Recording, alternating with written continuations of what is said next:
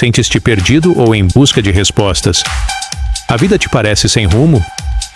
Descobre o canal Marcelo Parrella, com mais de 3.800 vídeos para fortalecer a tua fé.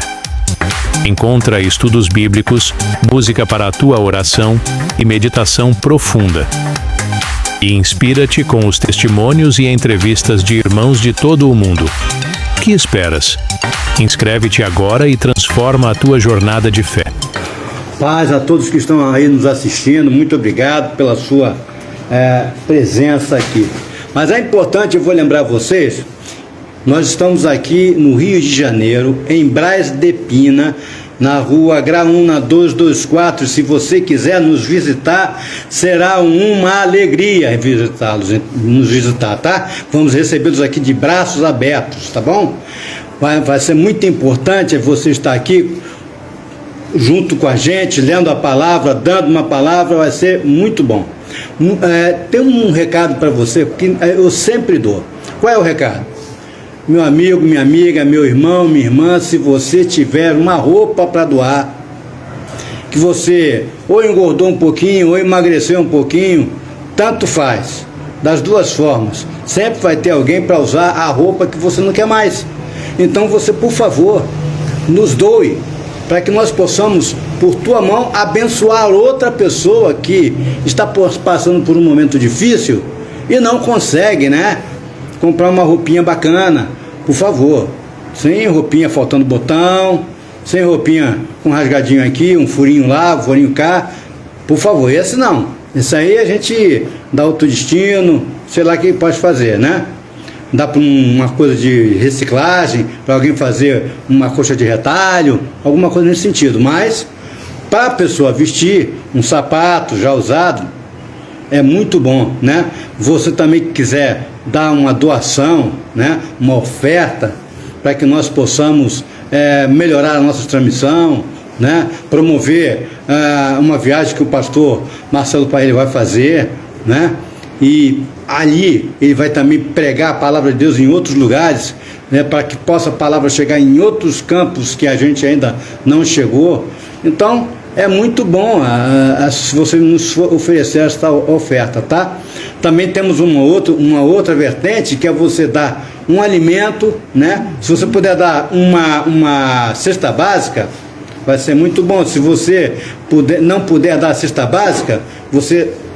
eu posso dar só 1 quilo de feijão, 1 quilo de arroz, 1 quilo de fubá. Também vai ser muito importante para a gente, tá? Meus amigos, a irmã Elizabeth falou aqui dos 10 mandamentos. Eu tenho para mim que, assim, basicamente, praticamente toda a Bíblia é uma repetição, uma reafirmação dos 10 mandamentos.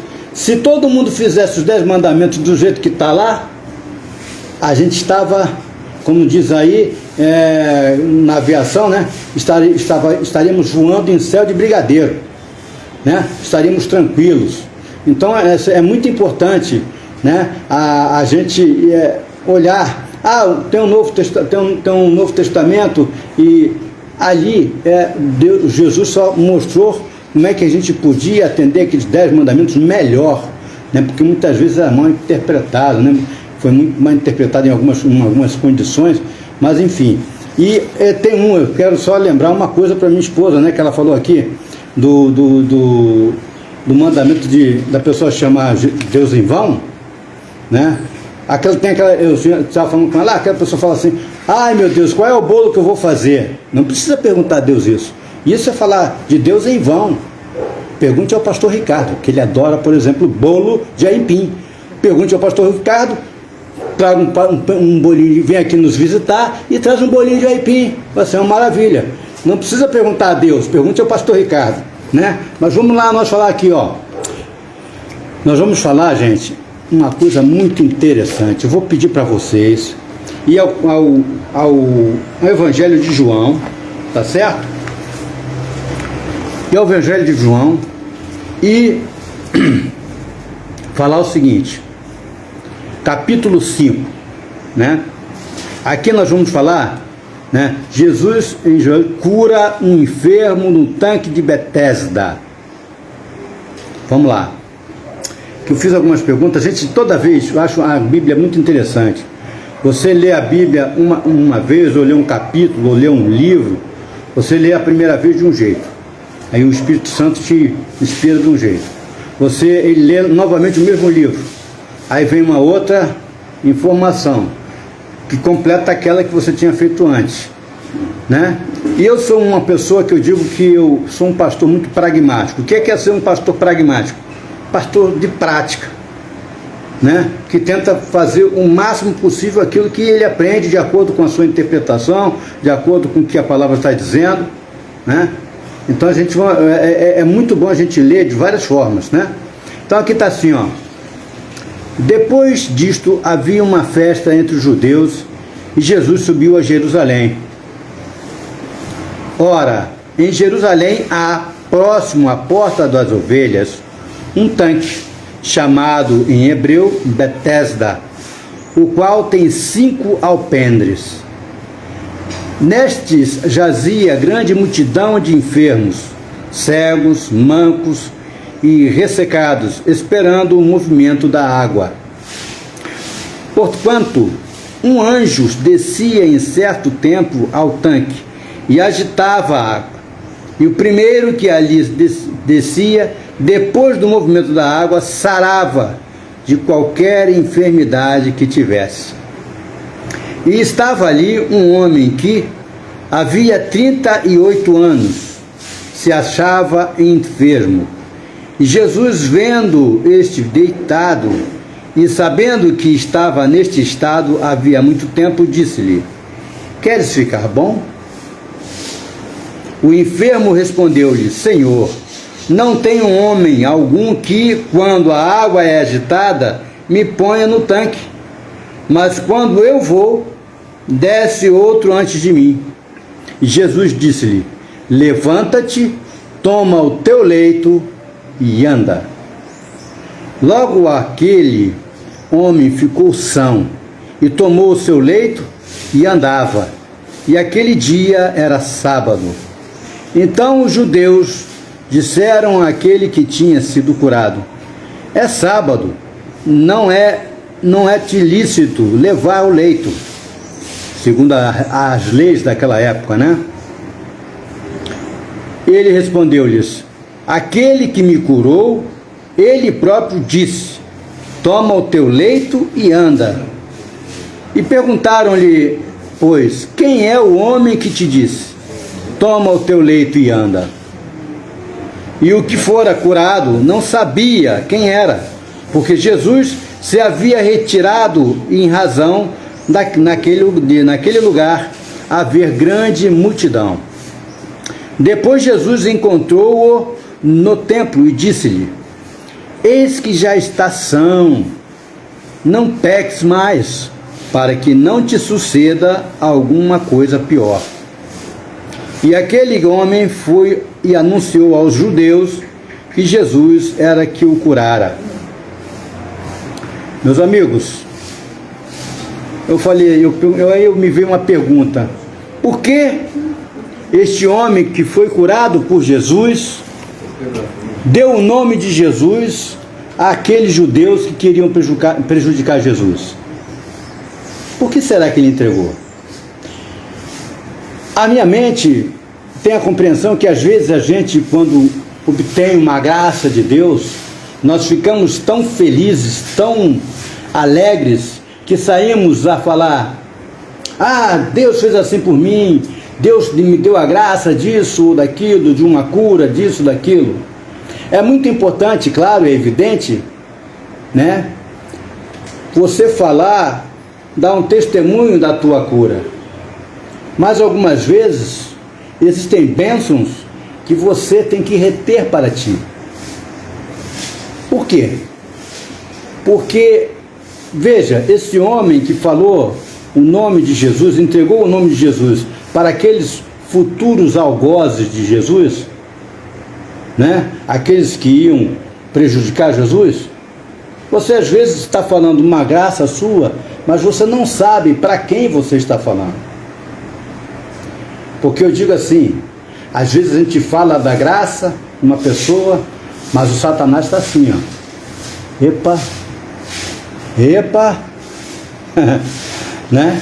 E assim como Deus também nos usa, Satanás também tem os seus soldados, hein?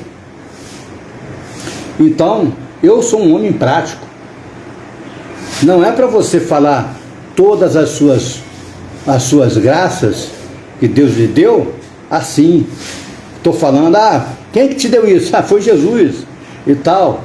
Você tem que falar isso dentro de um ambiente onde esteja um povo, né, que esteja imbuído da vontade de ter Deus em sua vida, que esteja em uma condição que ela também consiga ter essa graça, mas também, como disse Jesus, né, a pessoa esteja disposta a receber a graça e não pecar mais. Porque também tem aquela situação, né? Eu quero receber a graça, mas eu quero continuar com aquela vida que eu tenho, né? Muitas cervejas, muitas mulheres, muitas farras, muitas saídas, né? Eu estou doente, eu quero ficar curado. Deus, me cura aí. E o cara às vezes vai até com fé, é curado, e aí volta tudo de novo. Não é assim que Jesus falou? E veja a alegria de Jesus quando ele falou: eis que já estáis são. Olha a alegria. Jesus reviu aquele curou, né? Falou: veja a estação, que alegria, né? Não peques mais, para que não te suceda alguma coisa. Então, meus irmãos, às vezes Deus te dá com alegria, né? Te dá com a mão, e muitas vezes você pode estar entregando a tua bênção, a tua graça, na mão de outro, falando de qualquer maneira, para qualquer um, né? Consegue as tuas coisas dentro de casa, as tuas bênçãos dentro de casa, e fala: olha, eu consegui uma televisão. É um exemplo bem esdrúxulo para você entender. Que eu já vi, inclusive, quando eu era mais jovem e ainda não tinha Deus na minha vida, né? E naquela alegria, e assim, o bom não era TV de 70, 60 e tantas polegadas, não.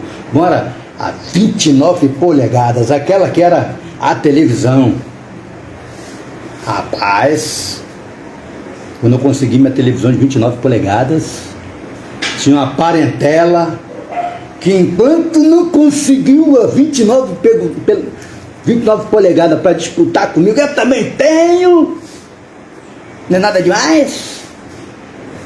Enquanto não conseguiu, era um olho, era uma coisa de dar defeito, de faltar luz, de queimar os flyback, que era antigamente, né? Tinha uma peça assim, né? Então, meus irmãos, era uma feitiçarada. Tu pensa que não? Aquele negócio, deu para ele, por que não dá para mim? Sabe aquele filho invejoso, né? Que o pai dá para um porque mereceu e o outro não faz nada, não estuda, não faz nada e tal, não recebe nada. Pô, deu para ele, mas não deu para mim. Então, meus irmãos, vamos ser práticos. Não vamos falar das nossas graças assim, à vontade, para qualquer um, para todo mundo. Hoje nós estamos cobertos e bem cheia de pessoas que estão de olho no que você obtém. Você vai falar da sua esposa? Vai. Fala: minha esposa é uma varoa abençoada. E ponto. Ponto. Varoa, você vai falar do seu marido? Ainda mais que está com o mercado, está difícil. Então vamos falar assim: varoa, o meu varão é um homem abençoado e... Por favor. Por quê? Porque, meu amigo, minha amiga, vai ser um tal de... mais ou menos a mesma coisa, a mulher sempre é mais ou menos a mesma coisa, mas vai ser um tal de o outro ficar olhando a grama do quintal do outro a grama da fulana é mais verde. Olha, ela falou que o marido dela é trabalhador, ele gosta de trabalhar, ele ganha dinheiro, ele se esforça, ele faz assim em casa, ele conserta chuveiro, ele pega, bota o quadro na parede, ele capina o quintal. E o meu, olha aquele lá, meu Deus do céu, né? Não vai falar das bênçãos que Deus te deu, né? Você, varão, minha esposa cozinha, ela faz, quando ela faz um bolinho de abacaxi, é uma maravilha, meu Deus do céu, uma bênção, né? É um manjar, eu gosto de manjar, hein? Então, é um manjar delicioso. Aí o cidadão, que a mulher não cozinha, que a mulher não faz nada, que a mulher quer só ficar dormindo o dia inteiro, eu fico, epa, o amigo lá tá com uma patroa boa, aí vai ficar, e de olho. Então, eu vou falar para você, essa forma de você enxergar a palavra de Deus, claro, eu estou dando um exemplo aqui, por que este cidadão, ele foi falar de Jesus, dar o nome de Jesus para os judeus? E por que os judeus estavam tão interessados no nome de Jesus? Inveja, com medo de perder as suas benesses. Presta atenção, eu estou falando aqui de inveja do vizinho, da vizinha, da pessoa que está falando das tuas bênçãos. E você olhar aqui, esses cidadãos da época estavam com inveja de Jesus. Jesus era maravilhoso, era bom, atencioso, tinha a palavra na ponta da língua, não tinha quem falasse com ele alguma coisa que ele não respondesse à altura e de forma irrefutável. Não tinha resposta. O cara fazia uma pergunta, ele respondia, o cara comia mingau e não respondia, ficava e não respondia, porque não tinha argumentação maior. Ele era o Filho de Deus, ele é o Filho de Deus, ele era, é e será sempre o Filho de Deus, o nosso Deus, o nosso Salvador, aquele a quem você pode entregar a sua vida, entregar os seus problemas. Você entregaria os seus problemas na mão de um sacerdote daquela época?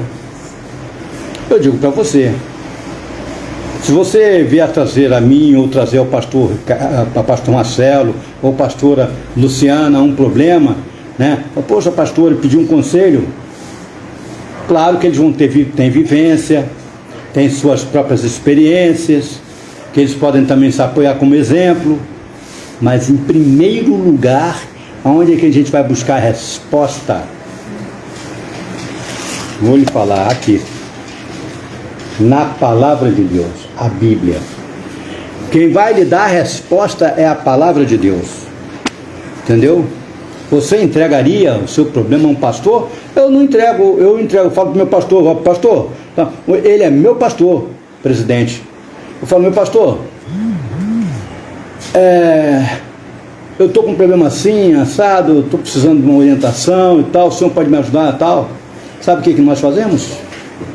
Nós oramos, né? Ele ora como meu pastor superior, mas pega a Bíblia e recorre à Bíblia e vai falar com a Bíblia. Não vou botar na mão dele, nós colocamos juntos na mão do Senhor, certo? E aqueles cidadãos, aqueles homens daquela época estavam com inveja de Jesus, porque Jesus levava multidões, né?